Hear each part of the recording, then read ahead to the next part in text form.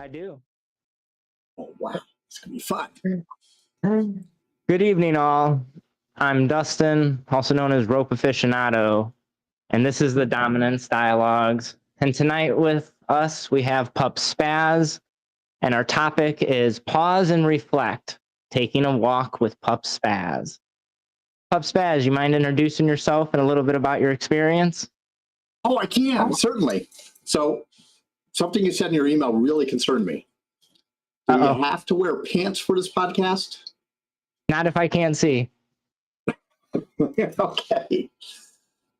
Joke's on you. I don't have pants on either. Prove it. I was about to stand up. I got shorts on at least. All right. Hey, I'm Pup Spaz. It's a pleasure to meet everybody. In 2007, I was actually introduced to leather at IML. And I do not recommend that for anyone. That's a pretty intense, large gathering of gay males predominantly. And pretty intense for a newbie, which I definitely was at the time.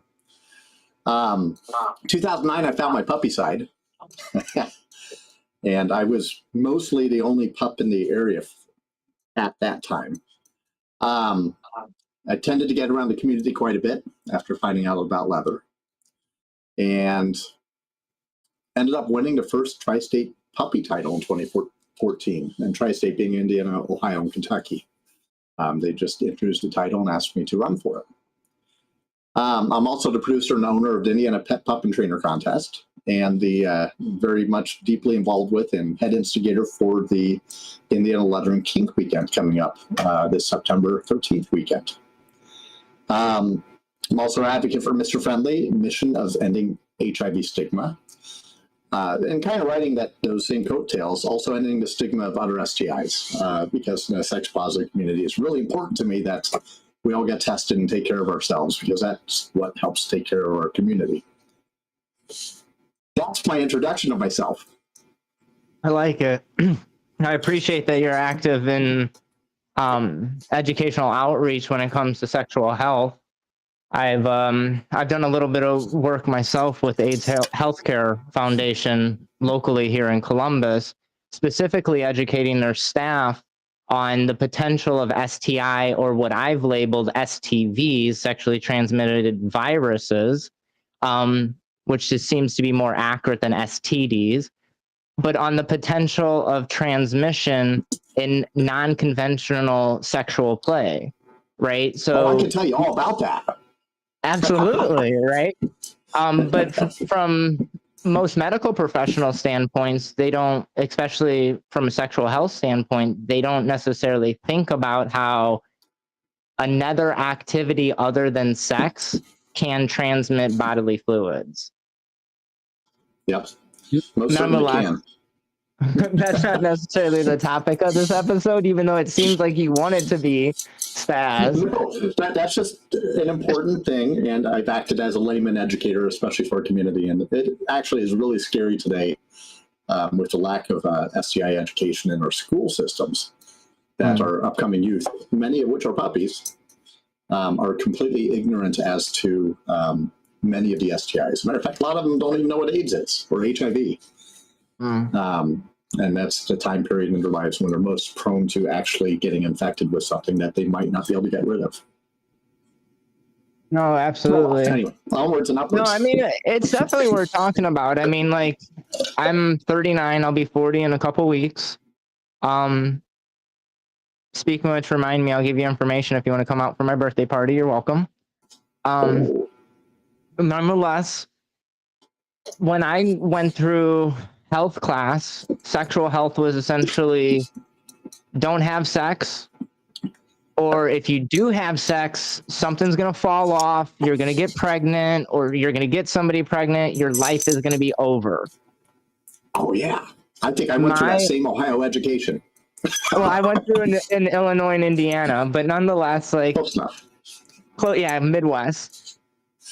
My thought process now is fairly simple when it comes to sexual health.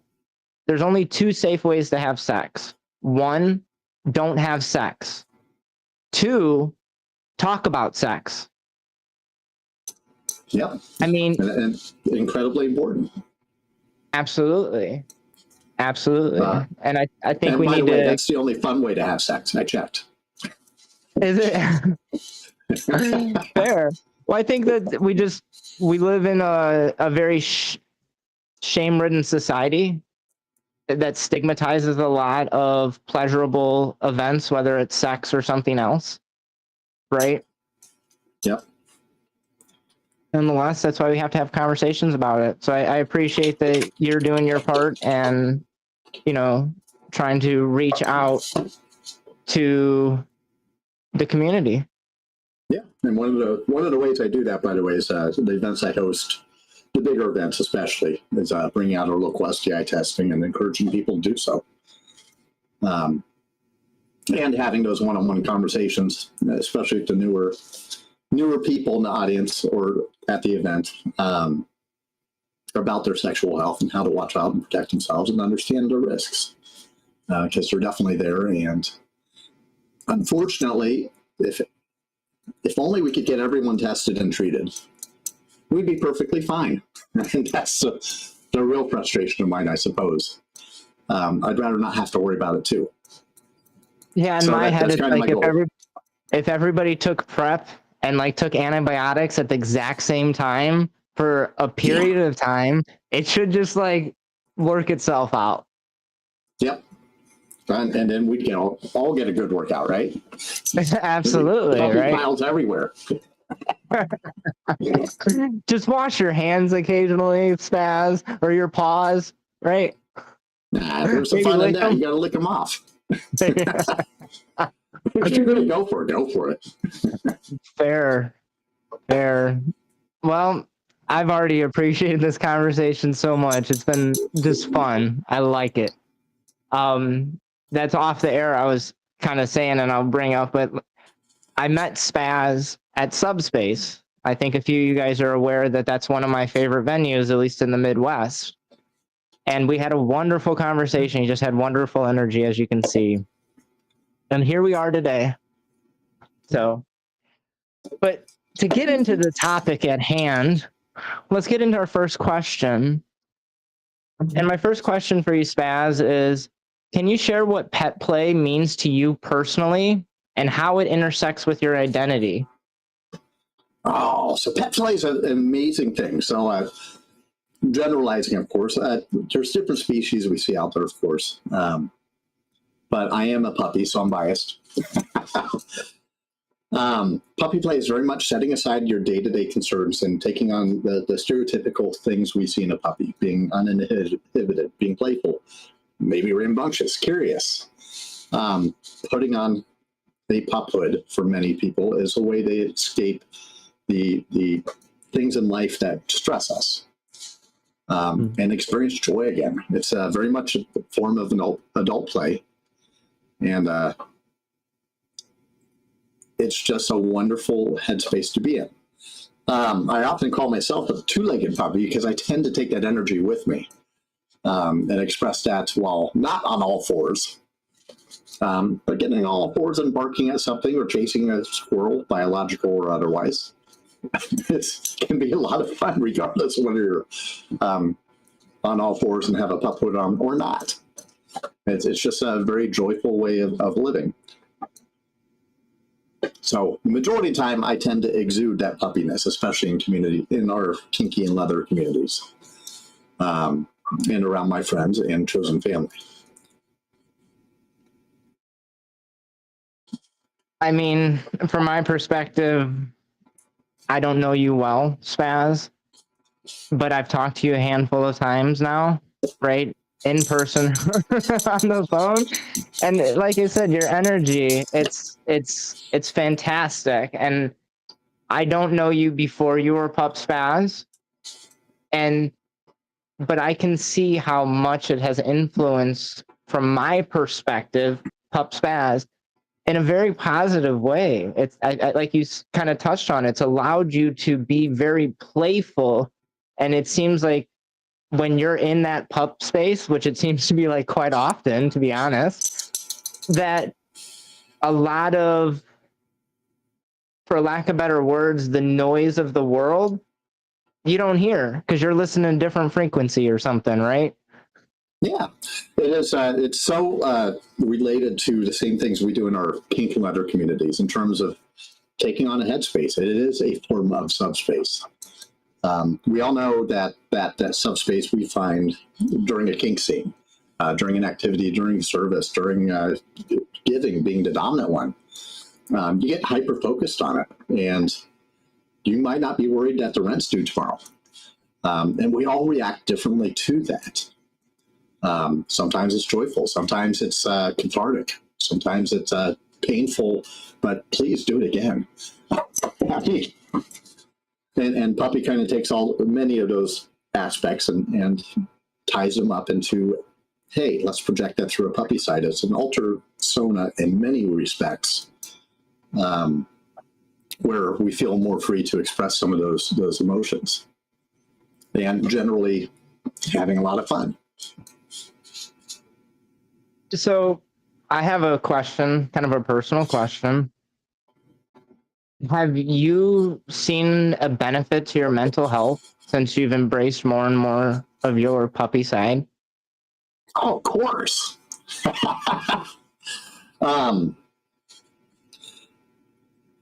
Demographically speaking, the majority of puppies, literally the majority, more than 50%, tend to fall under 30 years old.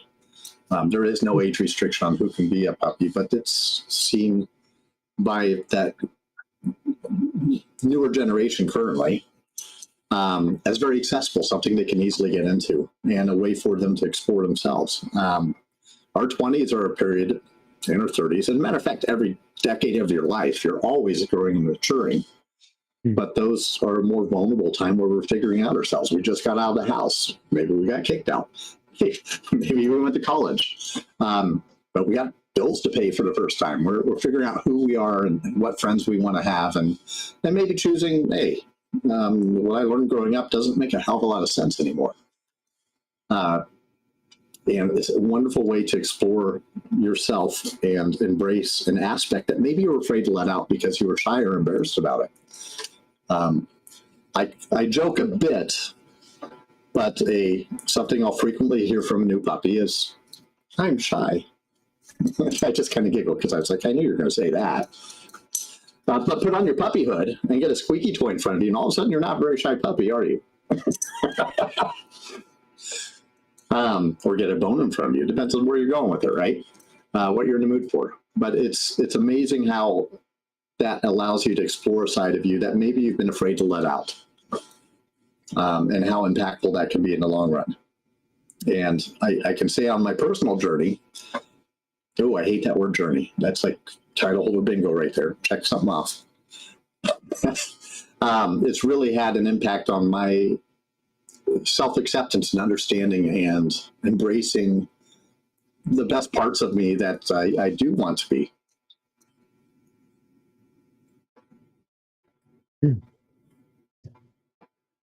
I think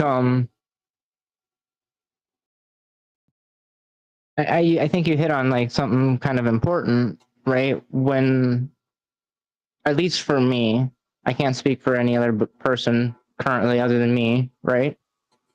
College was rough for me. I mean, like academically, it was easy. I'm sort of intelligent. Socially, rough, real rough. And you know, to think about how,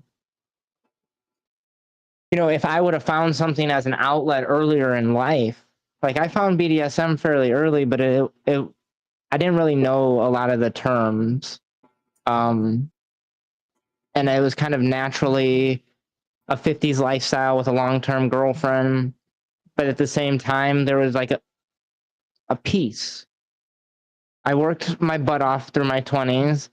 And when I come home, there was a little bit of peace. And I don't know how to explain it other than that. I would like to point out one of the audience, you know, laughed when I said rough, but he was like, rough, R-U-F-F. I was like, I did not mean the pun, but thank you for bringing the attention to They it. weren't the only one that noticed. I like you Fair. speaking my language. Go ahead. Am I? I didn't realize I speak spaz. Well, I often say everyone's got a little bit of puppy in them, and oftentimes it's me. That is great. Wow. I mean, I think college and leaving the house, leaving the safety of the nest of the parents, of the parental figures, is incredibly challenging for a lot of us. You are learning yourself without their help.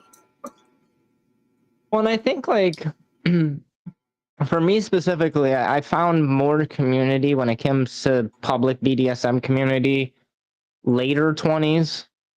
Mhm. And that helps tremendously with my mental health, because prior to that, to be honest, I thought like my play isn't as wholesome as being a puppy. And to be honest, a lot of it. We'll get back to that. Great. I figured we would.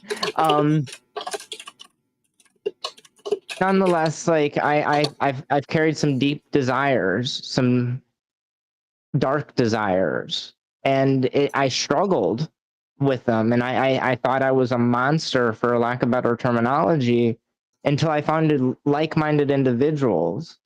And I think that is probably to some level comparable to, finding your puppy pack, or however you say that, right? Well, it can be, yeah. Finding your personal community, finding your chosen family, those that can relate best to you. That's something you might not have as you're growing up, or know should exist. You just assume what the parents say is accurate, right? Missionary position and only a male and female, or you're doing it wrong. Yeah. Or possibly even more restrictive, depending on how you were brought up. Oh yeah, how wholesome is puppy? Yes. I knew this was gonna stir you. Oh yeah. Not only were you speaking rough to me, you had to bring up wholesomeness. The puppy community is incredibly diverse. And on the Venn diagram, there's a crap load of overlap between puppy and kink and leather. Or tends to be anyway, but technically it is its own thing. It's adjacent. And just like your kinkiness, we have different hats we can wear at different times. Sometimes you're dom, sometimes you're sub, sometimes you want to get flogged, sometimes you're doing a flogging. You don't have to be puppy all the time. But a lot of the gay males puppy community grew up and started around the gay men's leather community. And today we're not quite there anymore. We're branching out and getting a lot more non-gay, non-male pets and puppies, and evolving and changing as we should. But that Leatherman's community tends to be incredibly sex positive. And puppy was one way to get a paw in the door of that community and join in on the activities without being a sir or a boy or a slave, or what label you were going to be as a submissive, with one dominant that you had to go out and find, or not be able to show your face in public because you were too shy. But wait, there's puppies over here to play with. Wait, there's puppies over there playing with bones, and it's not this type of bone. One of the interesting statistics we actually were able to research, a survey about 5,000 people done pre-COVID. Only about 50% of those in the play specifically identify sexual activity with it, which also means half of them do identify sex with puppy play. But there's definitely can be a primal and a playful element with that when you introduce sex to it. And I am definitely a sexual puppy. I got priorities, darn it. Fair. I like that how you kind of talked about how puppy play was a softer way for you to enter the leather scene. That makes a lot of sense because, like, I don't know. I mean, as somebody that does not have authority over somebody currently, sometimes it's weird for me, even though I've been in the community for a very long time. I've had a couple collared slaves, so on and so forth. Nonetheless, where I'm at in my journey right now, I currently do not have authority over somebody. So sometimes for me to go to MS specific or high protocol type of events, I might not even be able to go because I don't have an S type to bring with. Yep. Right? Totally exclusionary events, obviously. They should be banned. So I never really thought of puppy play as like an introduction to leather, but that does make sense because in my head, like, even for me, once again, I know I can go to, I could probably show up at Subspace this weekend and see a familiar face, right? But at the same time, I hate going places alone, right? So it's like, if I knew you were going to be there and we can have some chats or whatever, cool. Because I don't always go to a dungeon event to play. A lot of it is for that social interaction. Yeah. Because I don't get it often other places out of personal choice. How other public spaces, just the communication is poor. Yeah. Well, there's another top notch this weekend. And a matter of fact, the Indiana Leather and Kink Weekend is hosting and doing a fundraising cookout during brunch or during lunch time. So What I day am is that? going to be there. Are you? Is that Saturday or Sunday? That's Saturday daytime. Nice. Is there a party at night? I'm sure there is. It's Saturday night. I'm sure there is. Sure. Maybe I'll have to look into it. I doubt I can make it out, but we'll see. Yeah. So, Yeah, places to stay. I appreciate it, Spaz. Thank you. So, to get back on topic, I do have a couple follow-up questions about some of the statements you made way back when about you kind of touched on different types of puppies. And when I was doing some research on puppy play and pet play specifically, because like I said, it's not necessarily my forte, so I wanted to try to come to this conversation intelligently. And I believed I listened to a discussion with Sir Justin from some time ago, some time ago, if I remember correctly. And nonetheless, he discussed about there's different types of puppies. There might be an older puppy that's a lap dog that just wants to lay in your lap. There might be the playful puppy.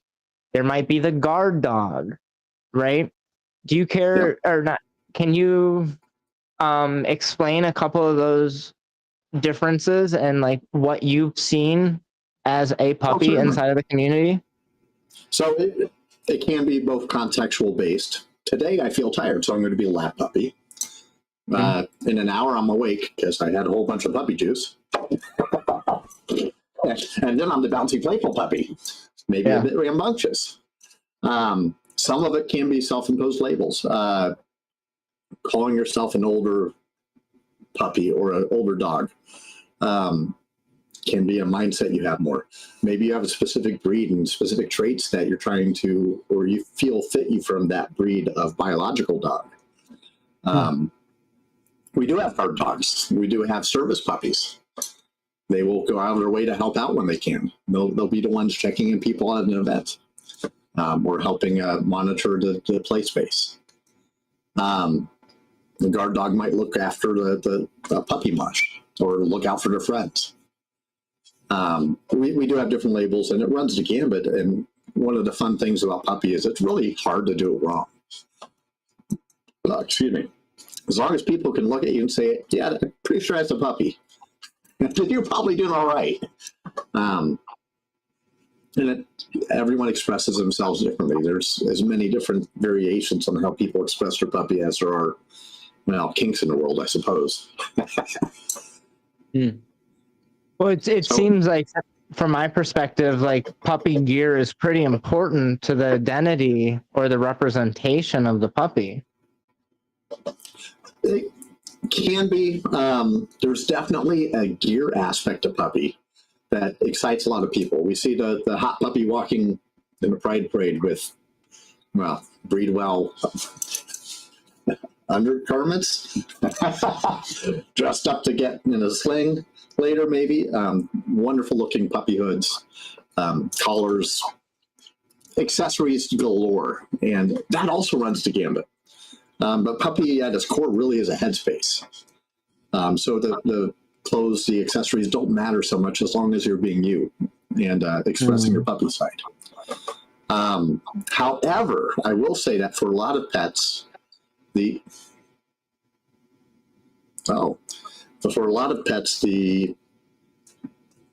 puppyhood really plays a vital role, and it gives them a sense of anonymity where they can express their inner selves, their shy selves that don't want to come out. All of a sudden can when they have their puppyhood on. For a lot of people, that's really important. For me, not so much. And part of that's practical. Yes, I think I sometimes look good in my puppyhood. But I also burn up really freaking fast. And then I'm an uncomfortable puppy, and I want out of that freaking hood right now. So it's unique to everybody, but there can be a gear aspect to it, and you will see some immaculately dressed, immaculately bodied puppies running around. But I think one of the beauties of the community is how we all are able to express ourselves uniquely and have that freedom to be puppy, to express that puppy side, to express that excitement, to be curious, to bark at something, maybe to pee on something. You gotta mark your territory, right? No, I've marked a lot of it. So Still working on it. how'd you find your puppy space? How'd you find that you had this facet to your personality, to your identity? I stumbled into it in many ways. I saw puppies at IML. I saw puppies at other leather events. We only had one other local puppy, and I wonder if he knows who he was. That occasionally would show up. So it wasn't an individual so much. It was going out of town and seeing it elsewhere and realizing that it fit me a lot better than being a boy. Puppies don't have to listen to instructions, but they might be leashed and collared and have a newspaper to the nose. But no one would ever kick a puppy, right? Again, that's safer entry point. And it was a lot more fun and joyful, and I was able to express myself more. How did I stumble into it otherwise? That's kind of the metamorphosis.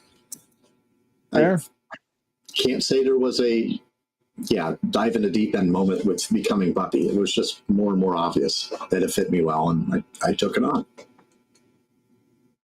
So you actually, I have a couple backup questions, not necessarily backups, but other questions that I didn't send to you. But if it made sense, I'd ask them. And one of them, something you just said, it really makes sense to ask. And it's, first I'll describe why. You explained that like you identified more as a puppy than a boy, partly because a puppy has a little more freedom, and that's my words, not yours, right? Meaning that you could misbehave, but you're going to get a bad dog or a bad puppy and possibly put in your cage, possibly, not go for a run later, so on and so forth, whatever it may be, right? Nonetheless, Are you interviewing me as a submissive? Sounds like fun. Keep going. Nonetheless, can you explain a little bit of the dynamic between a puppy and a handler? Because it seems like there's a little bit of a difference between a master and a slave, or even a dominant and submissive, at least from the outside looking in. Certainly, and this is where pet play really, I can go more generically. Pets are pets. They're part of the family. They get cared for and loved, and they get attention. They can also get into trouble, but they're not really holding responsibility, right? We tend to have 4 different human counterparts in puppy play. And I imagine that might apply to other animals as well.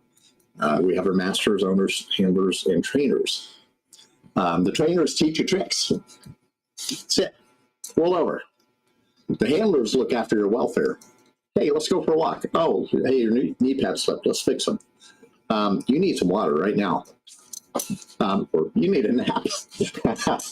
A master might be more of master, fill in your correctly gendered term there. It might be more of a leather dom accepting a puppy into their family or their hierarchy, knowing they're a puppy and being more authoritative. Owner might be the person that names you. Might be the person you go home to every night after you have fun playing with the other pups. So wait, did I answer your question? I would say so. I mean, you actually went further. You know, I mean, once again, my ignorance to some of this, I didn't realize necessarily. Like, I've heard pup trainer, I've heard handler, I've heard owner, but I didn't necessarily know there was quite such clear lines kind of between the two. And I imagine there's still some blurriness to those lines as well. Right? Of course. One of the worst things when I started the Indiana Pup and Trainer Contest was choosing between trainer and handler. And most other people chose handler. I was like, God damn it. But that's the way it goes, right? Trainer and handler are often spoken synonymously in our community. But I do my best to try to give a little bit of, there's minor differences between the two. And oftentimes when you're a pet and you have a human counterpart, your human counterpart might hold more than one of those hats or even all of them. Depends on your relationship with them. And also you might have different people for different occasions. And unfortunately, there aren't that many people into pups as there are puppies.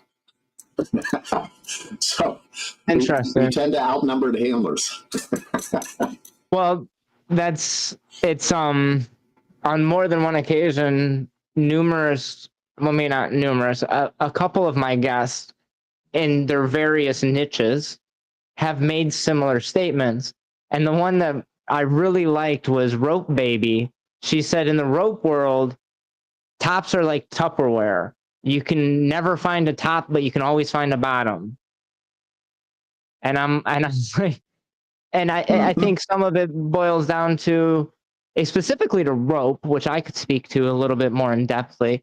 It takes a lot of discipline to do what I do, right? I'm not saying it doesn't take discipline to do a lot of other things, because everything has its own source for expertise.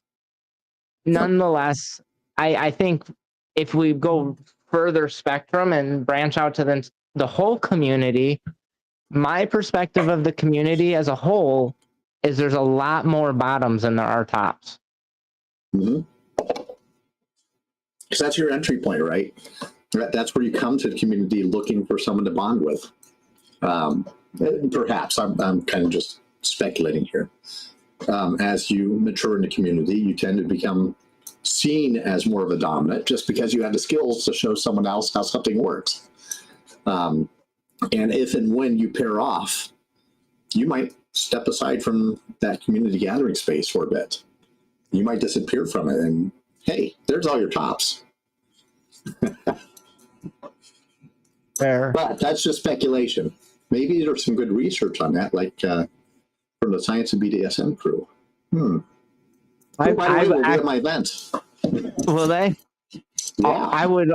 I've actually a while ago I tried to get in contact with Kevin and Katie.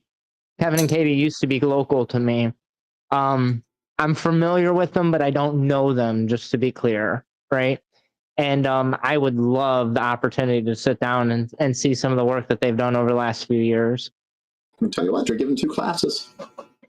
2 classes? Yeah. And this is at, what was it called again? Oh, I'm never going to overdo this part. So this is going to be our Indiana Leather and Kink Weekend coming up September 13th. We have over 34 classes, 8 vendors, formal dinner with the head of the Leather Archives and Museum. We actually have the Carter Johnson Library there as well. And the science of BDSM will be in-house. We have a big play space, and we have 10 different contests, including Indiana Pup and Trainer, all going on at the same time under the same roof. In a hotel fun. for first time ever. Not only is it going to be fun, it's going to be exhausting. So I got to help run it. I can only imagine. Yeah, I have it in my calendar, so it's coming up fast. So Yep. I probably should need to make some kind of plans because I haven't made any plans towards it. So I will need to book a hotel room and purchase a ticket, I imagine. Well, the hotel rooms are Indiana pricing, so very affordable. And the tickets we try to keep down as much as possible because we want to make it as successful as we can. Sure. And hopefully next year it'll be even bigger. Well, maybe next year I can contribute. But that came up because we were talking about science of BDSM, which is a crew that I've run across at various points throughout the previous years. And seen them primarily at more heterosexual-oriented events, kinky events. Researching how our BDSM, how our play, how our subspace, how our physicality affects us as humans. Very much taking a psychological review on what it's doing to us. And I remember one of their findings was just really neat. And I'm pretty sure they're doing the same class at our event where they kind of cover the stuff they've learned over the years by doing surveys, by doing studies. In fact, they'll be doing surveys and potentially studies at our events as well, which is really neat. But one of the things that always stuck with me is that those of us in the kink and leather communities tend to be a bit more adjusted mentally than the general population. So there is something healthy about exploring this side of yourself, trying stuff out, not being afraid to it, finding a safe outlet to explore kinkiness or puppiness. That was a segue. Yeah. Well, I was just talking about it the other night. Like it promotes a lot of healthy communication skills, right? Mm-hmm. It promotes authenticity in many ways and self-reflection. Like there's so much that I personally can thank the BDSM community that has allowed to facilitate various paths of growth for me. And the people that I've met that are just unapologetically them in all of the ways, it's like, these are my people. Like it's so beautiful when you walk into a play space and see people just genuinely being themselves. And sometimes that's the only time they get to actually be themselves, right? Because during the week, Monday through Friday, they have to wear this hat, that hat, the stresses of the world, the shame of the world, or the stereotypes of the world. Yeah. And I think that segues us perfectly into my next question. And my next question for you is, what are some misconceptions people might have about pet play, and how do you address them?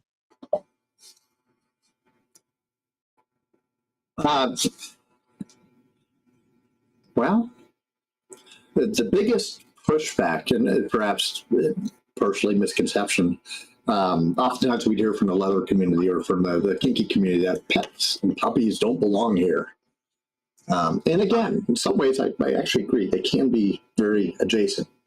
On the Venn diagram, they tend to do that, though, and overlap a crap load. As a safe entry point, pets begin learning about the kinky world around them. They're already using headspace. They're already using their imaginations. The same thing we do in scenes. Setting aside reality for a minute to explore that mental headspace, whether it's dom or sub. That curiosity leads them to see stuff like, oh my gosh, what's that over there? Oh, slogging? I want to try that. Or what are they doing with that rope? They're not tugging on it? Well, wait, they are tugging. Whoa. Well, I want to try that. It is a very safe entry point for our next generation, but they already have the skills that we are using in our kinky play spaces. you mentioned negotiation. That also happens in the pet world, that communication. We learn it. We all have to learn it for the most part. Whether it was taught to us in school or not is another question. Some of us in different cultures do a much better job at that than the U.S. And that negotiation, to me, was new. Having grown up in gay leather bars, where casual touching of different parts was accepted and normal. And obviously today we're very much different about that.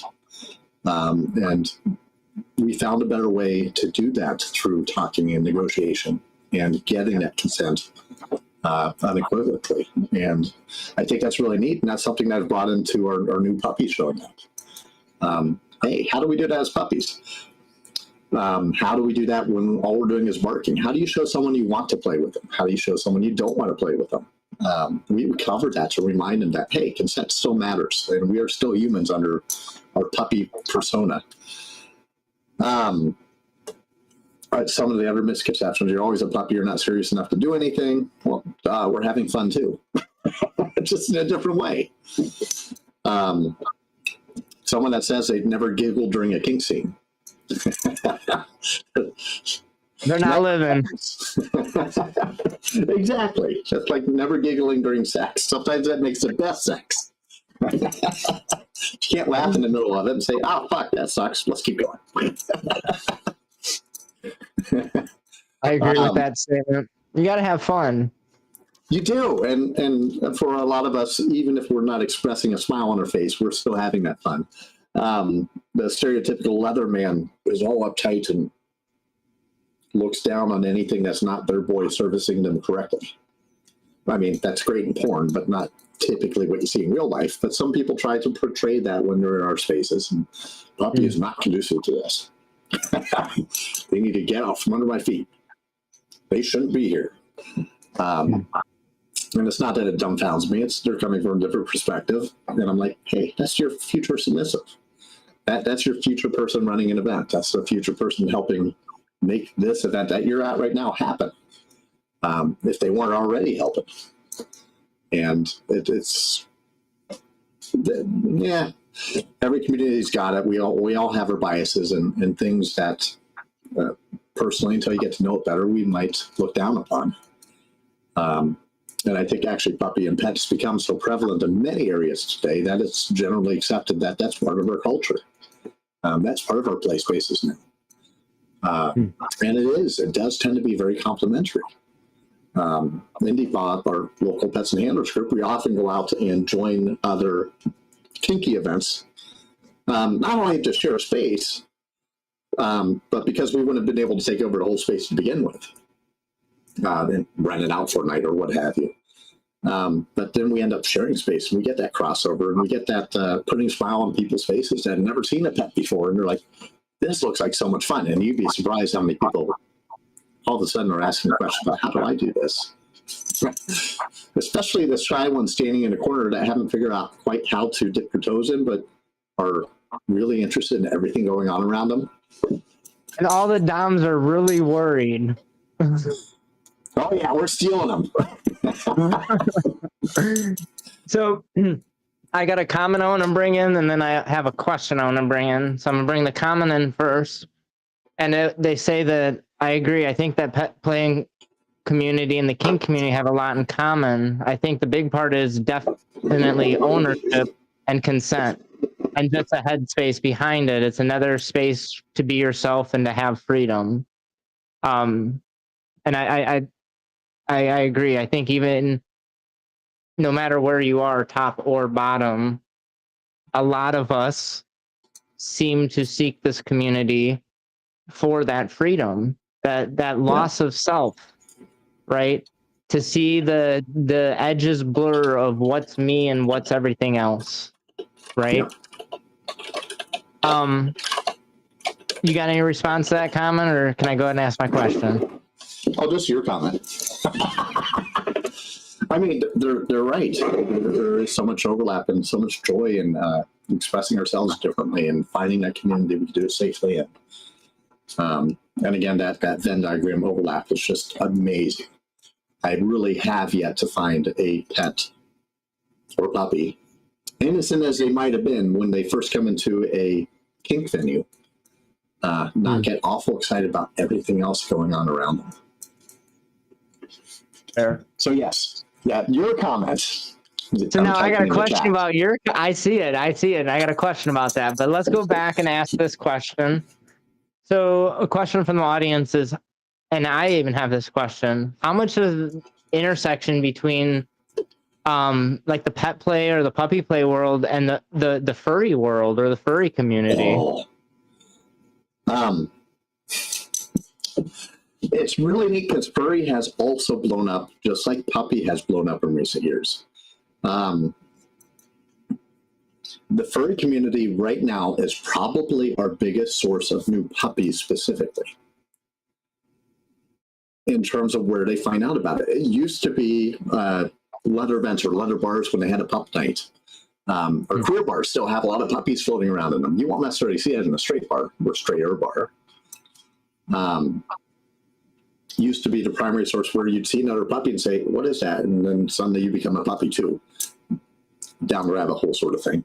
That's happening more and more from the furry community. And I want to say they're the most prominent source of new puppies today because of our spaces that we hang out in have changed. That explosion of the furry community has made a new safe space where you're welcome to be whoever you want to be. Put on a fursuit or put on your fursona more properly. And become your altered person and let your uniqueness shine through with intention. And then a lot of furries discover puppy. I almost see furries as a gateway drug to puppy.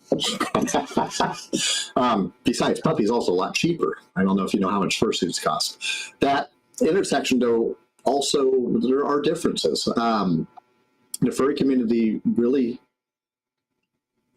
takes human characteristics and gives them to animals. That's literally what furry means. Anthropomorphic, whatever that gigantic word with lots of syllables is. Versus the pet and puppy community, we actually set aside our human characteristics and take on those of the biological animal we're emulating, even if those are just stereotypical, what we see as humans. But we're setting aside our human side. And that's the real difference between them. Furry community also demographically tends to be younger, which is interesting and scary if you're not aware of that the first time you show up to a fur meet, which I was not. So I did not come from the furry community, and just out of necessity, I had to learn a lot about it because that's where a lot of the puppies were coming from. And, oh yeah, I'm a furry too. And I'm like, I'm sorry. Oh, wait. Maybe I should learn where they're coming from first. And yeah, again, another very welcoming, open community where it's a leisure activity for people. That's relaxation. That's R&R. That's an alternative persona that you get to explore something you might not be able to in everyday life. Very much what we do in the kink world. That makes sense. And I mean, like, I can see how, like, furry can be the gateway drug to puppy, as you say. I think that, like, especially as we see content creators and social media, if you go to, like, even big parades, they don't even have to be a pride parade or anything like that.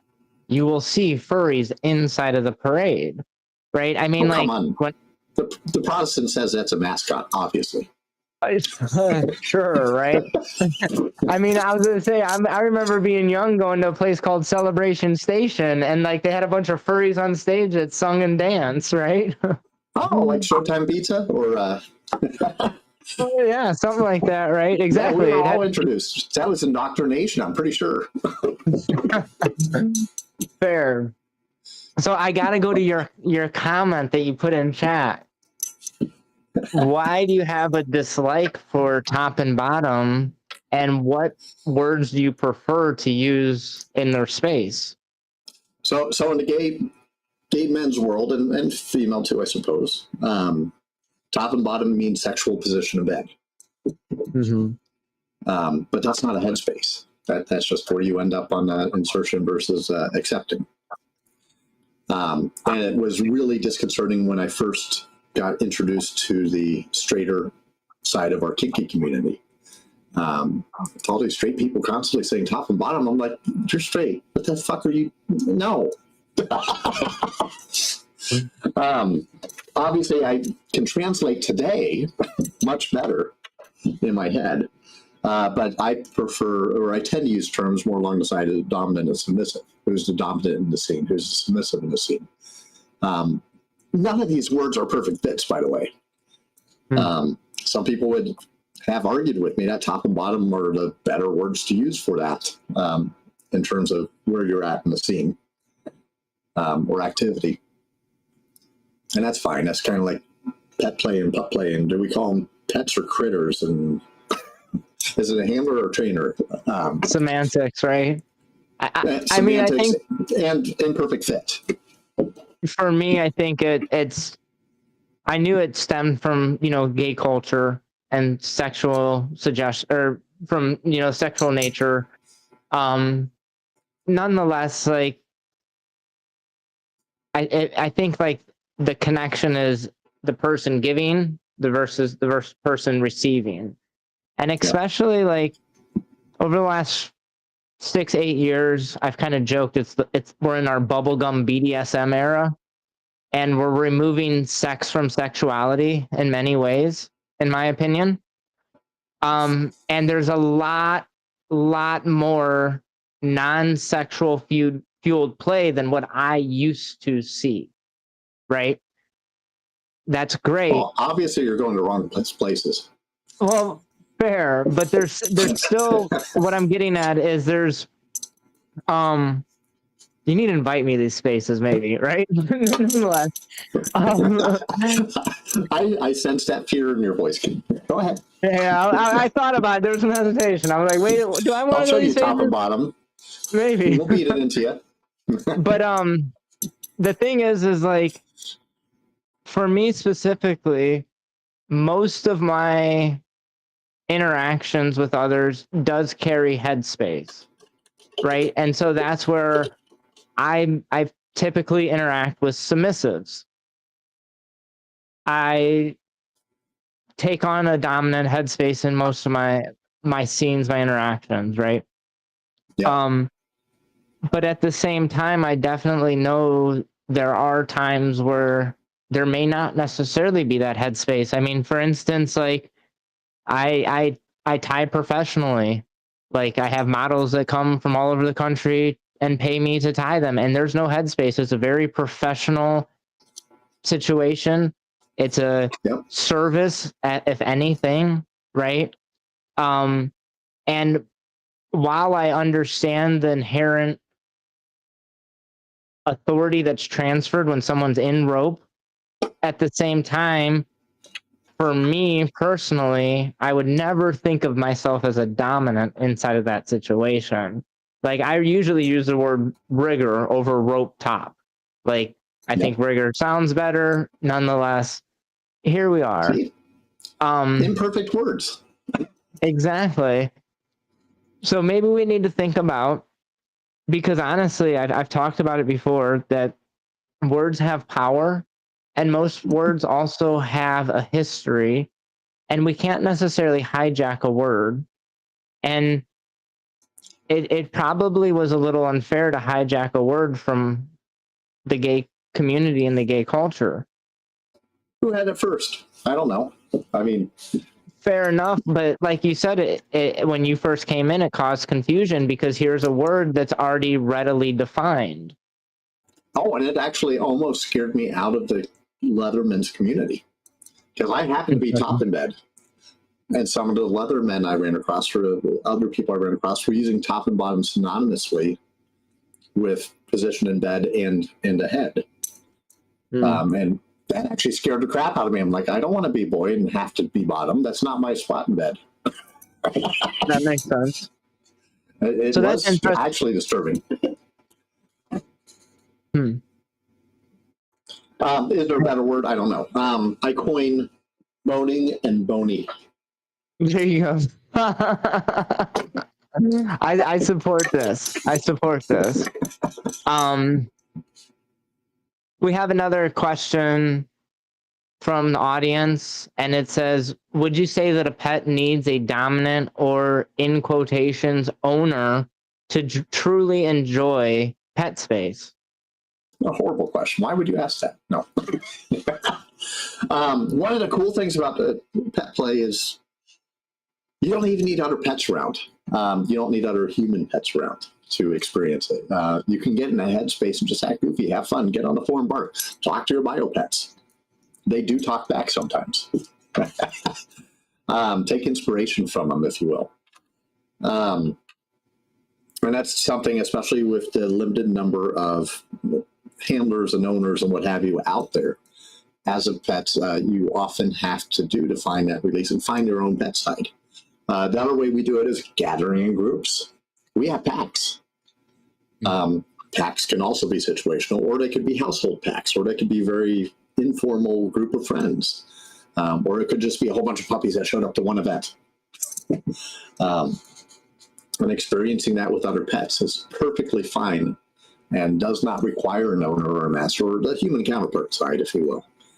One of the funny things I love sharing is, we don't tell the pets this, by the way, it's that, hey, you realize when you have your human counterpart, you're playing the submissive role? Fair enough, but we actually have hierarchies within our pet packs. We'll have our alphas and betas and omegas that play different roles in the hierarchy. There is a system. I tend today to be a bit more of an alpha puppy today, because no one's been able to tame me yet, or collar me so well. But that's also my mentality. That's the freedom I enjoy and love expressing. So, does a pet need a dominant or owner? Nope. I figured that was the simple answer. Yeah, don't even need pet gear. Well, it's just like, I don't think a submissive needs a dominant to be submissive. I personally think that the journey to any of these spaces starts within yourself prior to you engaging with others. Yep. And although if you want to see something hilarious, get two submissive in the room and tell them to figure out who's in charge. Similarly, get two dominants in the room and figure out who's going to listen. Oh, come on. I'd roll over for you. About 5 minutes. Yeah, I can see it. You want the belly scratches just to get a bite in. Maybe. I see that. I think that, like, a lot of that's really important, that whatever your space is inside of this community, it's not necessarily the space inside of the community, it's space inside of yourself, right? And that has to come out well before you find community, more than likely. Before you find an owner, you got to realize that you're either property or a pet or a slave or a toy or whatever other things potentially fall under the owner category. I wouldn't agree with that. I would say we find inspiration from our community to find ourselves. Oh, I'm not saying we don't find inspiration from the community, but I think that it's the growth is within ourselves, and it's independent of having the polarity of whatever you are. So you can be a dominant without having a submissive. You can be a submissive without having a dominant. You can be a pet without having an owner. Yes, you can. And we can explore ourselves that way. You can self-tie. Absolutely. But I definitely agree that a lot of that inspiration does come from community, right? But even then, you can join a mass group or a puppy group and find inspiration to be a puppy and still not have that counterpart, that in your words, your what was it, your human handler, your human counterpart, right? Mm-hmm. The one that's not in pet headspace. And of course, in the pet community, we do have switches as well. That's not a new concept to anyone. It exists. Sometimes you put this hat on, sometimes you put that hat on. Depends on the opportunity and what's available and what you feel like doing, right? Well, and that was another thing that when I was listening to Sir Justin's discussion about this, that the hierarchy wasn't quite as cut and dry as what we normally see in BDSM, right? Meaning that you could have a owner, a master, a handler, a trainer, your 4 different potential human counterparts, but at the same, I did, right? Not only identic memory, right? Nonetheless, at the same time, inside of your pack, you also have that hierarchy of alpha, beta, and omega, right? So depending on, there's a lot going on here, and it's kind of interesting to see how,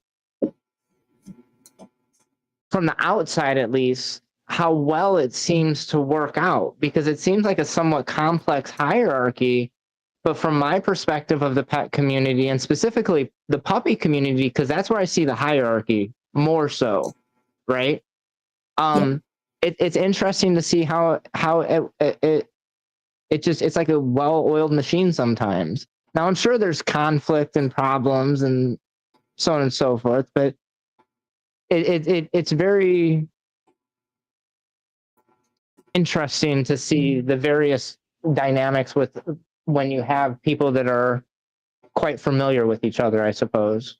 Now, wait, did you say poly community? No, I did not. Okay. So it wasn't until a couple of years ago when I was actually at Subspace for a poly night, and they were doing some education and discussion about how to do poly correctly and how to negotiate among your polycule. Wow, they even have terms for shit. Yes, boning and getting boned. Boning, there we go. It was interesting from the poly community and learning more about it in depth from someone that was actually doing some education on it. And then I said, oh, shoot. So yeah, that's what I've been doing. Apparently I'm poly. And many puppies end up kind of in that poly realm. Even if they don't know to use that terminology. We're sharing those experiences more freely with others. We're creating those mental bonds. We're having different relationships with multiple people at the same time because we have so much love to give and so many things to be on. And oh my God, I have to do it all right now. And I have to have 6 betas and I have 2 alphas, but one's when I go over to California and one's local. And oh my gosh, the family trees are freaking crazy. Because my betas are also alpha to someone else. Sometimes it can express itself as poly. Doesn't necessarily mean there's any sex, of course, because every relationship's different. But yeah, those dynamics can start playing a role. And that conflict can happen. That negotiation sometimes needs to clarify things. And like a lot of us do, especially when I talked about demographics of what puppy is currently, still majority under 30 years old. We're still figuring that crap out. We don't have the experience. We're not as jaded. My first boyfriend, I'm going to live with him forever. As everyone else just says, oh, that's great. Cool. Because they're too nice to tell you, I told you so, later on. Or try to dash your hopes, right? But learning those negotiation skills and getting yourselves in uncomfortable situations and maybe eventually figuring out that you could talk about it better and avoided that situation to begin with.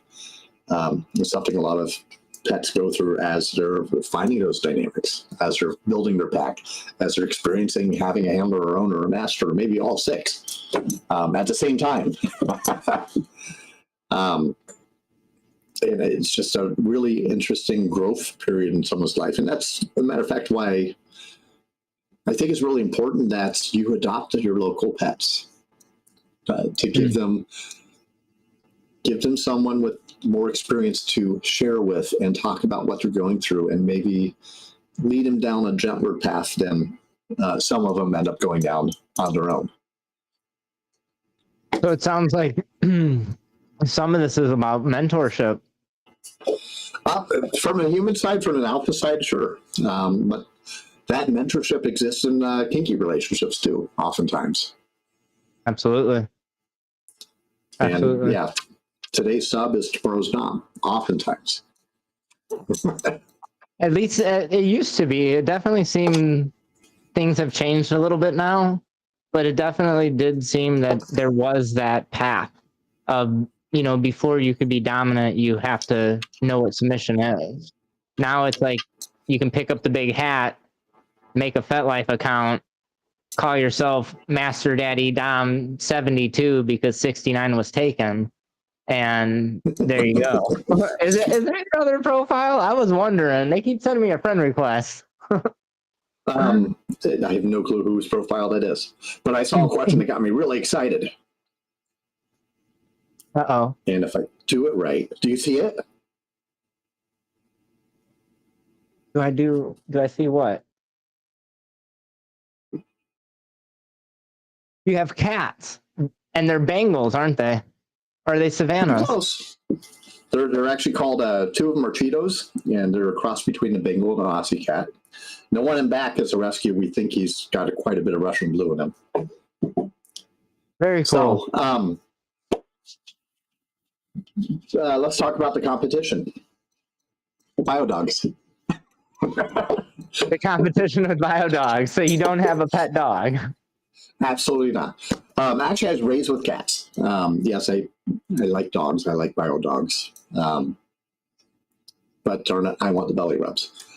One of the benefits of having cats, of course, is you can go away for a weekend at a time and leave them at home, and they're perfectly fine. Try doing that with a biodog. Yep.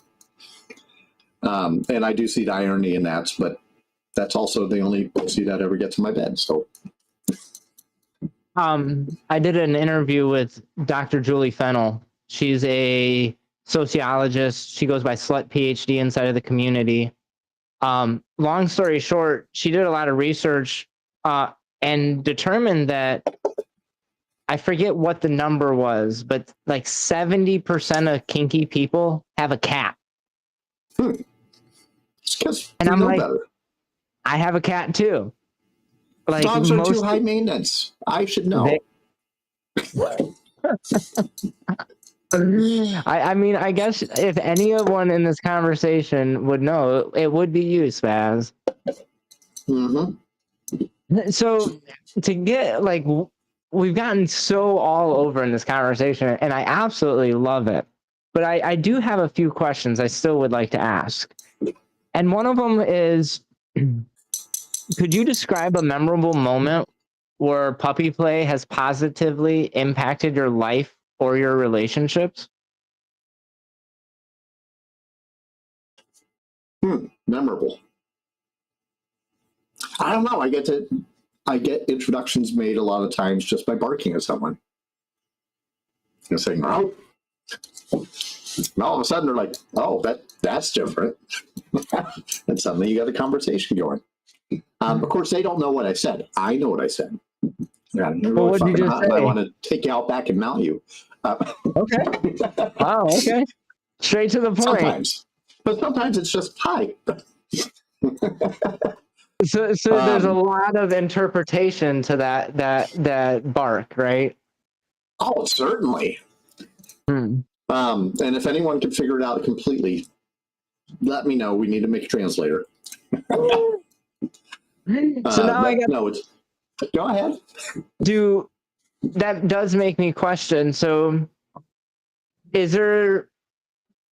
I mean, I imagine in the puppy world there is some barking at each other, but is there space, or maybe not space? Is there a place where there's people that are so familiar where they can kind of differentiate barks, so to say? Like what you were saying, like, I just bark this way and this is my high bark, right? But I just bark this way and this is, I want to take you out back and mount you bark, I believe is what you said. Might have said that. Squirrels, come on. So, yes, and there's a lot of different vocalizations we might use. We might use a howl, we might use a bark, a whelp, a whimper. And yes, you can get to know someone and understand kind of the gist of what mood they're in or what emotion they're conveying at the time. Apparently, I bark differently when I climax. You get to know your friends' barks. People, I have a very, and I didn't realize this until I was told it multiple times, that I'll walk into a bar or a venue or a gathering and bark to say hi, and people across the room that didn't even see me come in say, "Oh, that's Spaz's bark. They're here." So that's very much a possibility too. But yeah, you can convey some things with it, and you can growl at someone, show your anger or scared, or there's different ways to convey those emotions without using our human words. On the other hand, yeah, there's a lot of interpretation involved and reading this moment and situation and deciding where you go from there. Lassie, did Danny fall down the hole or whatever, the well? No, I got kind of a question, and I'm sure I sort of have the answer, but I'd like to hear your answer. Where is the overlap between pet or puppy play and primal play? So puppy, more specifically, tends not to involve that primal side. So puppy, by definition, so is kitten, are more youthful animals. So we're expressing that younger side, that more innocent side, that more naive, that side of us that the 6-year-old that will talk about anything they see in front of them, even though it might not be socially acceptable. That curiosity and inquisitiveness. That aspect I want to call primal. Getting in bed, however, could be. Doesn't have to be. But that can be one aspect of it. Using your teeth instead of your paws. Kind of getting lost in that headspace of being in that activity could be very primal. And I tend to think of primal play more along the lines of sexuality versus what have I seen? Going hunting, primal play. And I know that exists as well as one aspect of it, I suppose. The other pets we generally see in the community, pony play would be a big one. Tend to be more for show. It's about prancing around. It's about parading around. There's still an undercurrent of sexuality among ponies, which I just found out. That may or may not happen in public sight. Depends on what type of event you're at, right? Yeah. But the competition, it's more about being pretty and prancing around as a pony. Tends to be the general mindset of it. But kittens tend to be more aloft. And then we have so many different other animals and people expressing themselves in different ways or relating to different animal or species. And oftentimes you just have to ask them what it means to them, or see it in their mannerisms. That makes sense. So it kind of segues me a little bit into one of my next questions is, how do you navigate the balance between your everyday life and your role as Spaz? What balance? Why did I have a feeling that was going to be your answer? I do sleep sometimes. No, puppy is really creeped into my everyday life in many respects. I do have a white collar job, and on occasion I even go into the corporate world and act like I'm the most important person in the room sometimes. Or ask for money, or tell them what they need to do, and that serious side is mentally challenging for me in terms of problem solving, puzzle solving. But I might suppress my puppy side of it. It's not something that I necessarily put on public display.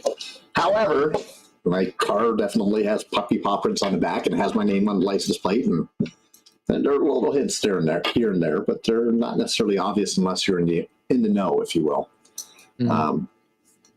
People in the store say, "I love your necklace." Going shopping, getting groceries. I'm like, "That's not a necklace, puppy collar." I'm like, "Oh, well, whose collar is it? Mine." Look better on me than the dog. Probably, right? Exactly. It's my collar. But yeah, for me, I tend to be more 24/7 puppy unless I'm a real serious mode or problem solving mode. That puppy tends to be at the surface, more playful. So that's a lot more fun. I mean, we've talked about a lot of positive impacts it's had. Have you noticed any? Yeah, right. Have you noticed any negative impacts that it's crept so much into your personal life? Not so much. It's when I say not so much, I'm trying to think of an example and don't necessarily have one. Many of us in the kink world, in the puppy world, challenge the status quo and what is normal based on our Puritan values in the U.S. And hence, we try to hide ourselves being in private spaces and don't want to be seen in public or in front of our employer doing these things. But we find the most freedom being our true selves when we can be, even if we have a little bit of protection or trying to protect ourselves, whether needed to or not.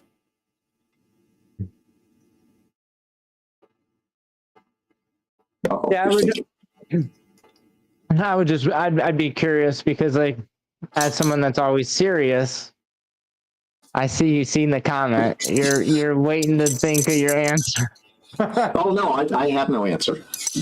Oh, fair enough. But it's the reason I ask is because, like, for me, as someone that identifies as a master or an owner, typically, I've seen how it's impacted my personal life in many aspects. I was joking that I've hired probably over 1,000 humans at this point in my professional career, and I almost am certain I can tell that the handful of them were in the BDSM community because they were negotiating with me as much as I was negotiating with them when it came to the interview, right? Making sure that their needs and wants and desires were being met. And for me, I've noticed that so much of it has influenced my life. I don't look at it as I don't think there's much of a difference between how it's influenced my life positively as this serious human, right? Versus how it's influenced your life as this playful human, for a lack of better terminology. Yep, definitely happier with my playful side. Yeah. Unless my primal comes out, and I'll be happy to dominate people with consent. Fair. So, a question I definitely have to make sure that I ask, and I'll wrap this into two questions into one. So, what advice would you give to someone curious about exploring puppy play for the first time? And I'm gonna go ahead and add in what resources, if for somebody that's interested in learning more about puppy play or pet play as a whole. Yep. Best way is to find other people into it, depending where you're at and what your local communities are like. You may have a local pet group. Columbus, Ohio has one, Capital City Pets. At least I think it's pets, not pups. There's various groups around some of the bigger cities that you can locate. A lot of them are on Facebook. Go to your local kink events and find others into it. Online, there's a plethora of resources. Now there's YouTube.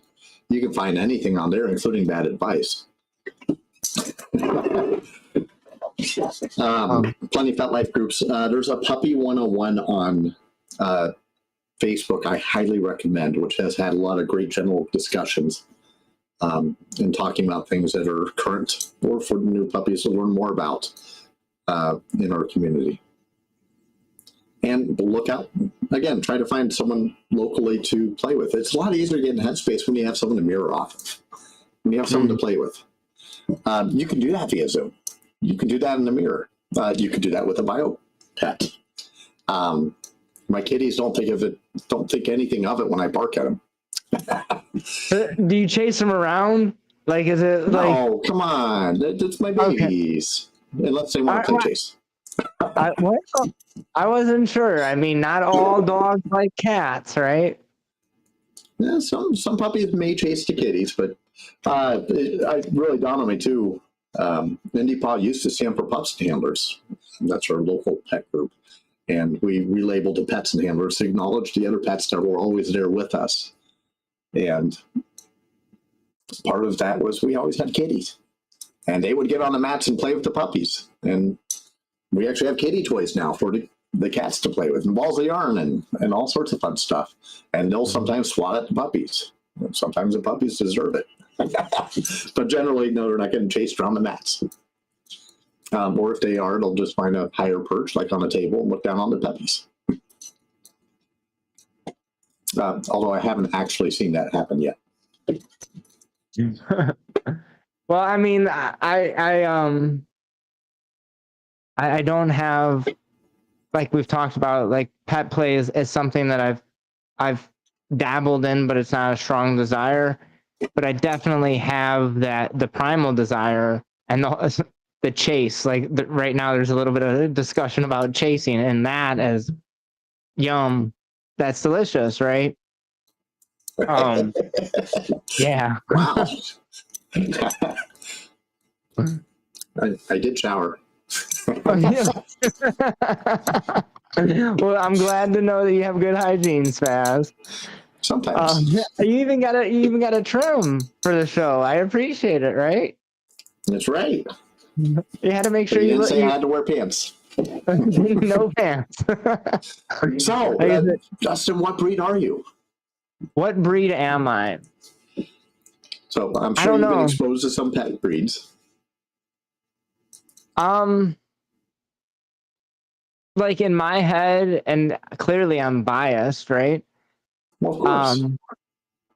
I would have to say like something like maybe like a German Shepherd, mainly because their intelligence and their service. I very much am.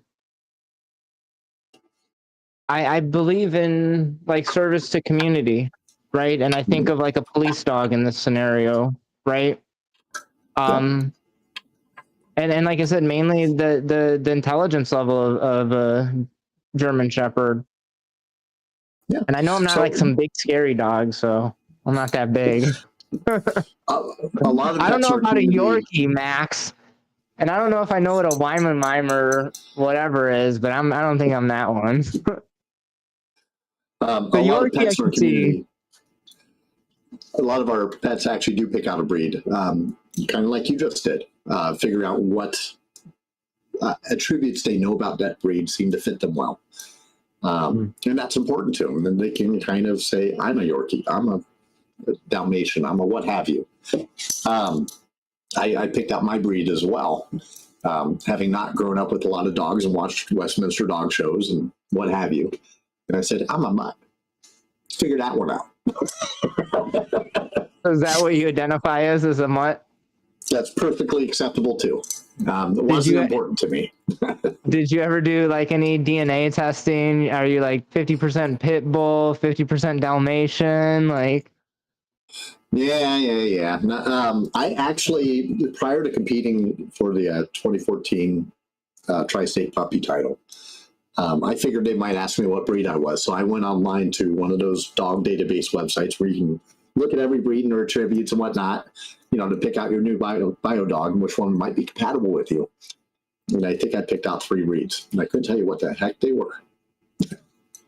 I'm surprised there's not like a questionnaire, like the BDSM test. Like you or the Myers-Briggs test, maybe? Like have a Myers-Briggs test for puppies. I wouldn't be. I can also make the argument, illegitimately so, that oftentimes we limit ourselves by giving ourselves labels. I agree with I'm that. this, therefore I should not be doing that. Huh? Stop it. It makes you feel good, go do it. Absolutely. I was just talking about it. So I identify as a master more often than not in my personal relationships, to be clear.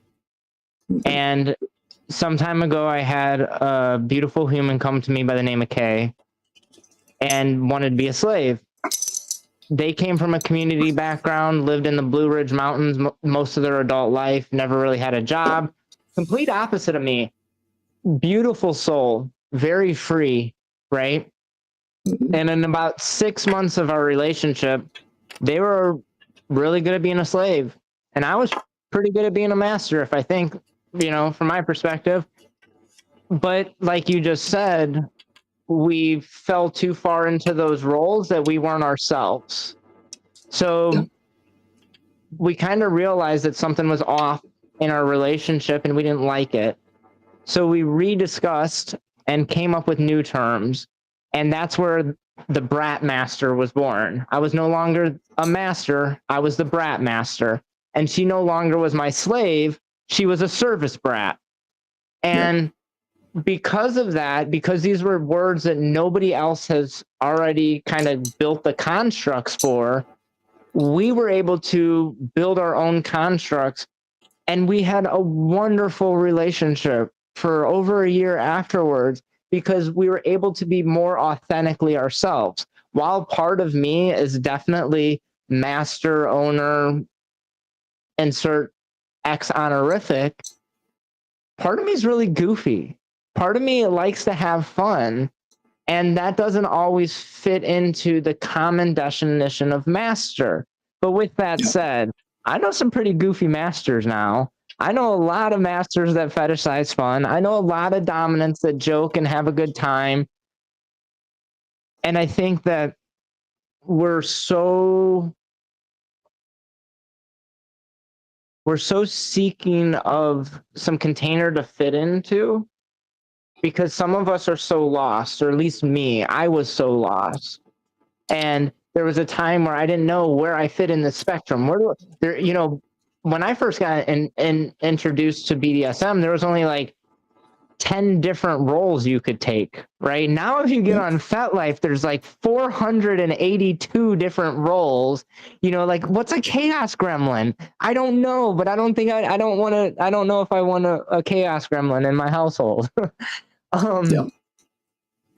Nonetheless, that I think it's important that while puppy, master, submissive, dominant is part of our identity, it's not all of our identity. It's a facet of our identity.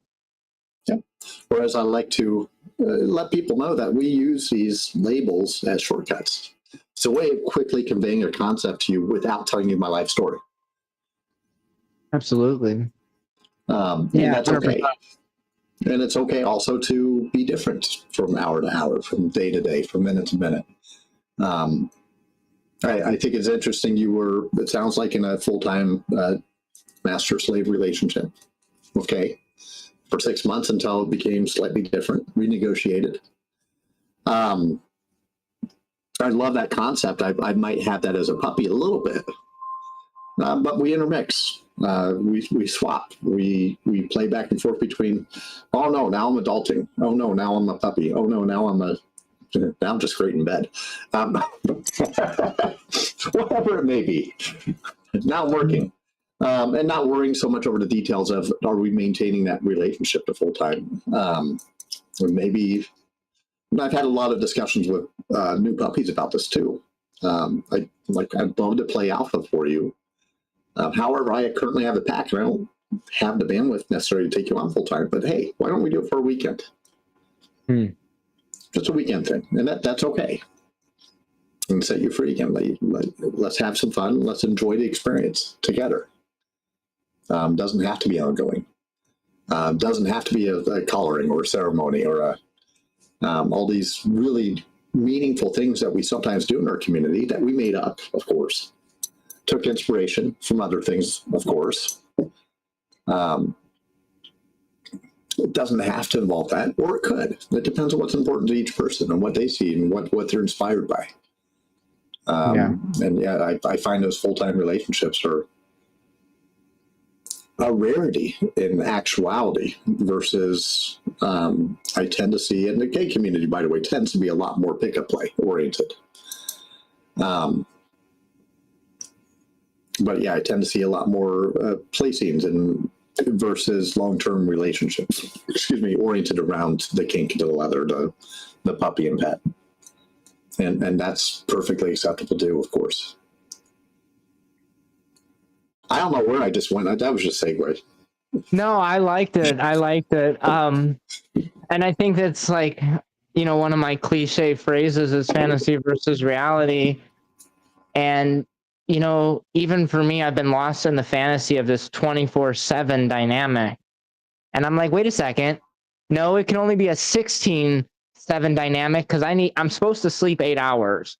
Oh, wait, I also have a job of some form usually. So wait, no, it's not a 24/7. Now it's an 8-hour 7 dynamic, right? Oh, wait, now family's coming into town next weekend, kids, so on and so forth. I'm sick, you're sick. I don't need to beat a dead horse here, but you start to see how the illusion or the fantasy of this 24/7 dynamic, the reality of it is it seems to escape most. Does it happen? Absolutely. And from my perspective, it's absolutely beautiful when you see it. Like, that was what brought me to MS. There was a very prominent couple that are still fairly prominent. They're not local anymore, that came in, and I felt them, Spaz. I felt the energy between them, and I'll just be honest, I didn't know what it was, but I wanted it, and I was beyond envious. And after that, I found out who they were, and then I noticed they were going to something called Masked, and I was like, what is this? But I need to know more, right? Yep. And it is that MS dynamic is a very intense form of, dominant submission, obviously.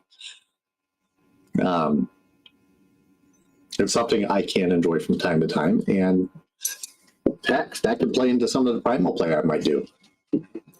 Having fun with it and really getting into the role and the whole consensual non-consent concept, and really going with flow. And you see those relationships, like you were talking about, build up over years, oftentimes. And yeah, it maybe not inspirational as in I want to go out and emulate what they're doing exactly, but it's it can be quite inspirational in terms of beauty. So seeing them appearing to be living their best lives with that dynamic. Well, absolutely. And I mean, I think we both kind of know that to some level, public appearances are different than private appearances, or private actuality, or however you want to frame that.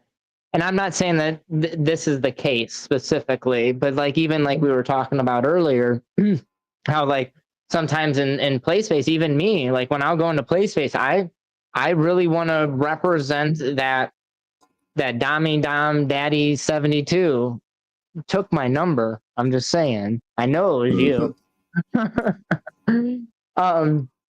Nonetheless, like, I think that goes back to like this, where we talked about like the gateways into the various niches of the community, and how easily they can happen. You see something that resonates with you, that aligns with you, or for instance, for me, something that I was like, I don't know what that is, but I want it, right? And now, fast forward, I don't know, 10-ish years later, and I'm still like, I want it. Like, I've had it, and I've had very fulfilling relationships. But for instance, with Kay, like, even in the negotiations beginning, we knew that there was an end in sight. Like, that this was a temporary situation for her, that she didn't resonate as wanting to be a slave for her entire life, but she knew that for her path currently, she needed some guidance and structure, right? And it was almost bittersweet when we had that conversation where it was like, I don't need your guidance anymore. And I'm like, ah, dang. Like, wait a second. I mean, I knew this day was coming. And that's, but I think that's something that a lot of us forget to talk about. That some of these relationships, if not most, whether we want to admit it or not, are finite. There's going to be a beginning, a middle, and an end, whether we want it to or not. But that's sometimes difficult to foresee. And in your case, it sounds like you know it was going to happen that way, and it was discussed. And it's didn't make it hurt any less necessarily. I don't know. Maybe it probably did, but at the same time, it's still, even for both of us. I mean, we still talk to this day occasionally, not often, and it's just like sometimes we reminisce and joke about it, but at the same time, like, they're a dramatically different human. And while I appreciate the human they are now, that human isn't somebody that I'd want to take authority. And I mean that with the utmost respect for this person. Nonetheless. So I would never take this opportunity to plug like Indiana Leather and Kink Weekend, because we happen to have an Indiana Leather Pride Master Slave title and a Power Exchange title as part of our contests. Yeah. It's something you might be interested in seeing happen. I don't know in Ohio if those titles are actively being competed for or not, or produced. So Ohio used to be kind of a hot spot. COVID seems to have changed a lot. I know of at least 2 couples personally that have held Ohio titles. I also know that there are some local-ish titles, like, you know, more specific to like Columbus or the larger cities. Based off of my understanding where it is now, specifically in Ohio, if you show up and ask for it, you get it, because not many people are showing up for it. And I don't know how else to say it other than just to say it that way. Yeah, it's kind of interesting. Some of our title system in the leather and kink community was founded around having a international level or national level, or both, followed by regionals, followed by states, possibly with cities underneath that. And the regional and or national title organization, if you will, that came up with the concept would hand out, hey, you're producing this title. And as part of you producing it and agreeing to produce it locally for Cincinnati or Columbus or Dayton or Indianapolis, we expect you to have a title holder compete at least once every 2 years at your regional, Midwest, Great Lakes, whatever contest. And that's where you see some of these producers assigning a title to someone versus having them compete for and earn it. And one of the funny things about our leather and kink titles, at least the more serious ones, is that we're all being run by volunteers. There is no producer school to go to learn how to run a title contest or how to build up a community and make sure you can support that title. Conversely, I would argue you don't have a title unless you have a community that wants it to be there. I agree. Title holders can be an opportunity for community representation and someone to cheer on during the year. They can be a cornerstone to your local community. You saw them compete. You saw them get on stage. You thought they performed best or didn't perform the best, but they're holding the title. And during this year, maybe they want to promote STI education and destigmatization. And you're happy to see them out there. And you also know that, hey, as the master slave title holders, if someone comes new to the community and wants to know about it, I can send them in that direction. Because we're proud of what they are in front of us as a community. We selected, we judged, and found them worthy of representing us for a year. They might not be everything to everybody, But they got on stage that time, that were this year, and they were the best. So I think titles do still play a role, or can play a role, but I also agree COVID has really had a negative impact on our titles that are seen.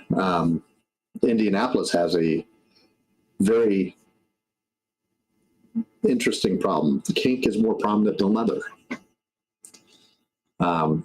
We don't tend to see community representation just showing up to events of master and slave, of dom and sub, of leather community, of leather backpack clubs necessarily.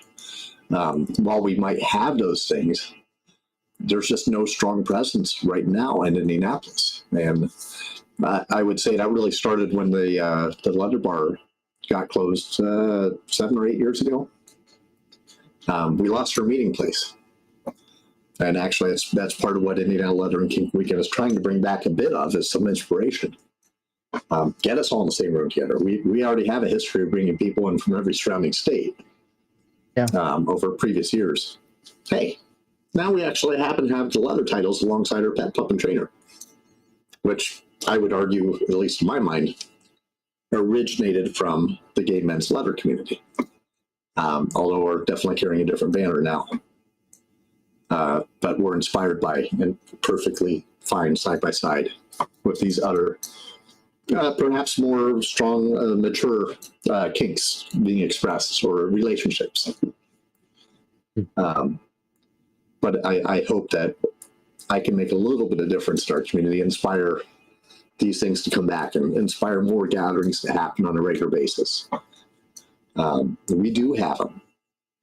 It's just tiny. It's by the wayside. The number of people have come up to me locally asking where they can find leather. And when I say leather, not the pieces you're wearing. Where can I find leather culture? Where can I find out more about it? Where can I find a group or people to hang out with? And it saddens me to say we don't really have good options here. And unfortunately, I'm way too focused on the pets. But I would love to see it too. So if you find it. So I think of a couple things based off of just your statements. I too have seen a lot of the leather community disappear. I obviously have a slightly different perspective of the leather community than you do. Nonetheless, I mean, I don't attend my local mass group anymore because I'll just be honest, it doesn't seem like they align with me, or I don't align with them. And that's okay. But it's more, I joke it should be called DAST. It should be dominance and submission together, or dominance and submissives together, not masters and slave. And that's fine. Everybody should have a space. Not every space is for everybody. But nonetheless, like, I would love to see titles. Actually, it's funny that we've got on this and we brought up Kay, but at one point, Kay and I were considering running for an Ohio title. I've actually sat on and helped edit a few speeches for Ohio titles. And for me, it was honor. I don't know what else to say. It was, like you said, community representation and recognition, right? And I didn't want to show up at an event and me and my slave win a thing just because we were the only 2 people that showed up. Like, I want to earn it, right? I want to demonstrate the authority that I have over this human and the surrender that they offer me, right? Yeah. Well, if you ever want to know if a contest is serious or not, do they have a minimum passing score? Is one way, a good indicator. Is the title bequeathed, or is it only the highest score, which might be less than 50% because the judges weren't impressed? That makes sense. And that makes sense. To be fair, we do have white underwear contest titles. We have titles that are purely exist for entertainment for an evening or a weekend. And those are valid as well. But it could get confusing when you're trying to differentiate. Hey, this person's running around saying they have this title. Does that title mean much? Did they actually earn it? Was it just given to them? Yeah. It's confusing for me too sometimes. And oftentimes you just have to take them at face value. Hey, cool, you're doing this, and great to meet you. Yep. Well, it's social currency, right? Yeah, certainly. Yeah. And something that, I hope we can, again, bring more to the forefront and bring it back more to the community spotlight and use it as the focal point it can be to help us gather, to help us get together and share knowledge and information and continue growing and providing that resource for the newbies coming in. Yeah. Oh man, I got so many thoughts spinning in my head. I appreciate it.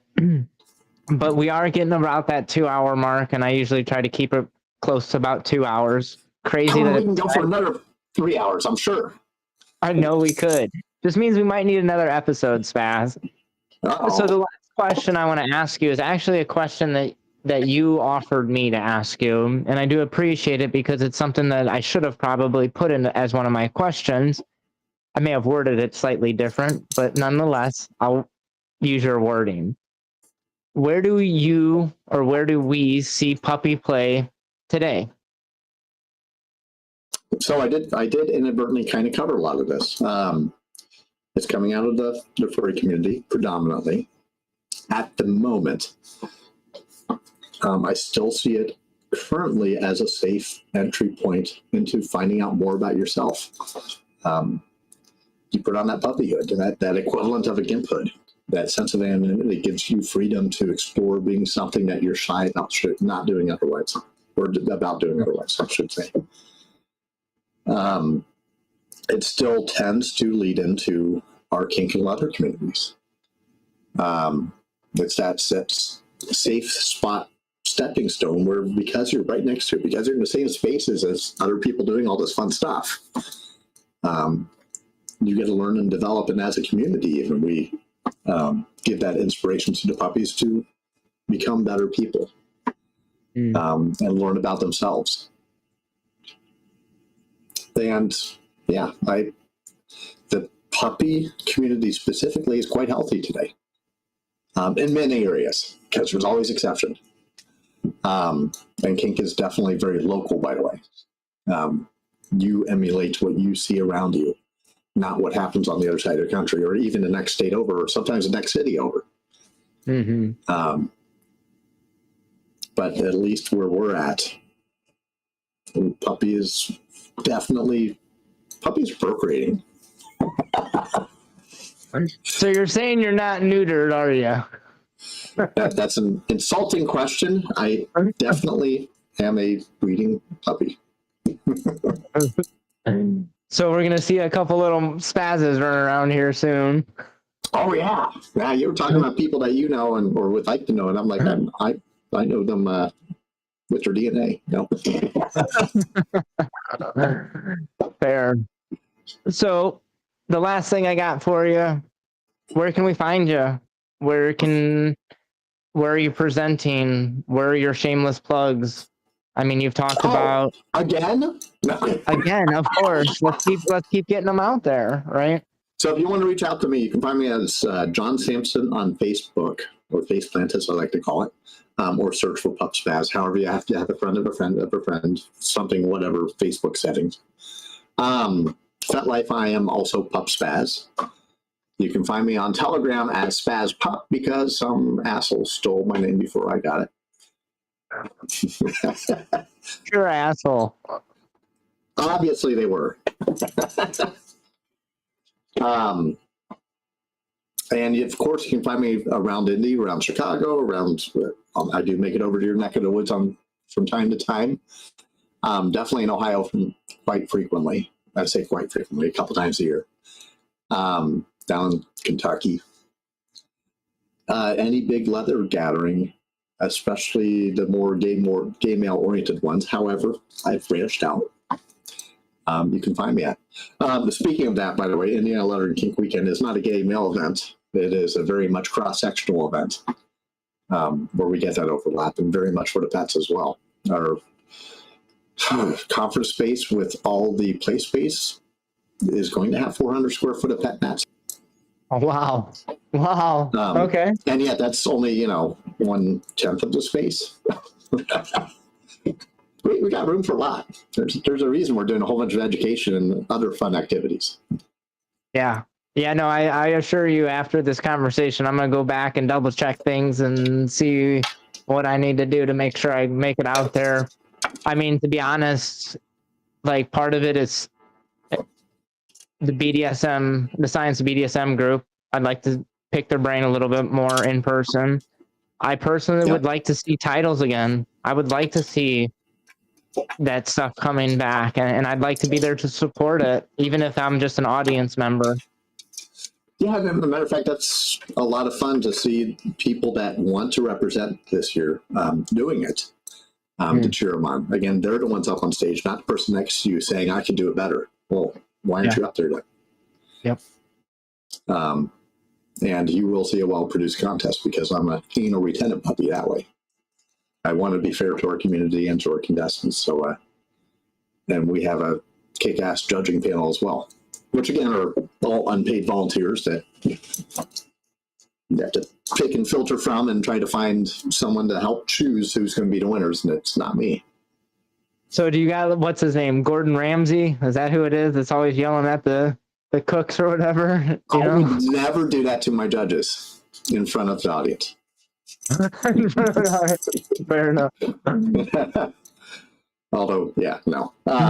It is kind of fun because, first of all, we have to educate the contestants on what we're going to be judging on. And we actually do that with classes before the contest weekend. Before their applications are due, we walk through, hey, here are all the components you're going through, and we're going to practice doing them right here. Oh, we're also going to practice using a microphone. We're also going to practice answering questions. We're going to talk about how to fill out your application. In many ways, I have to do that much quicker on the weekend of the event because I have to educate our judges, many of who've never judged before. Say, hey, for this contest, here's what we're looking for. And you should not be judging them on this, or this, and make sure the judges don't go sideways. That makes sense. It sounds like you've put a lot of effort into this. Yeah, well, it's a matter of pride. It's pride for our community. We want good representation, and we also want it to be fair. We're not here to rip down those people getting on stage. We're not. The last thing I want is a contestant to get up there and embarrass themselves. Yeah. If they would have known different, they could have done better. So I make sure they know different before they get on stage. They can make up their own minds about why they're doing it and whether they want to do it. And I have seen contests where contestants got on stage because they happened to show up at the bar that night and were asked to compete because you have to be wearing leather. And I won the title and we're told, oh, by the way, next month you have to go to IML. Who's that fair to? That reminded me of something I want to make sure that I leave the audience with. I believe it was Master Zulu Daddy had a class that he did a while back on, I believe it was titled What is Leather? Yep. And as someone that struggled to identify as leather for a long time, partly because I don't wear a lot of leather, the thing that's really stuck with me that he said was leather is not what you wear, but it is who you are. Mm-hmm. And because of that, I'll always be leather. I don't need the boots. I don't need the jacket. Maybe one day I'll have them. Maybe I won't. But my heart is leather, right? And you need a puppy to pee on them when you get them. Fair enough. Well, other than, me peeing on somebody or someone peeing on my leg, I'm not sure which one I'm getting into, but I don't know if I want to. Maybe I'll get into one of them, but not the other. I don't know. But nonetheless, any closing thoughts for this conversation? Nope. Anything you'd like to leave our audience with? Like I said, there's so much to cover, so much to discuss. I definitely have my own personal opinions. I've been around the block for a little while anyway. No, I enjoyed the conversation with you, and hope the audience did as well. I know I really enjoyed the conversation. I know I got a lot out of it. I have, like every conversation I have some reflecting and some thinking to do, some evaluating, prioritizing maybe. The P But tends to be nonetheless, generally safe, by the way. what's that? P tends to be generally safe, by the way. Fair. With that said, Spaz, I absolutely appreciate your time, your experience, your energy, just everything about it. This conversation was phenomenal. So thank you. Yeah, maybe we can do it again sometime. Absolutely. So with that said, we'll go ahead and get off the air. We'll say our byes for now. I'll see you next week. Goodbye for now.